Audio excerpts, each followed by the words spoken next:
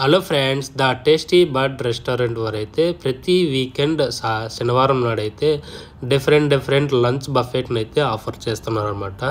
ఈ యొక్క lunch buffet అయితే మనకి 20లో అయితే వస్తుంది. మనకి లాస్ట్ వీకెండ్లో అయితే నేనైతే వెళ్ళడం జరిగిందనమాట. ఆ వీకెండ్లో అయితే లంచ్ బఫెట్లో మనకి 10 ఐటమ్స్ అయితే పెట్టారు. Veg curries and non veg curries కలిపి అండ్ రైస్ కూడా.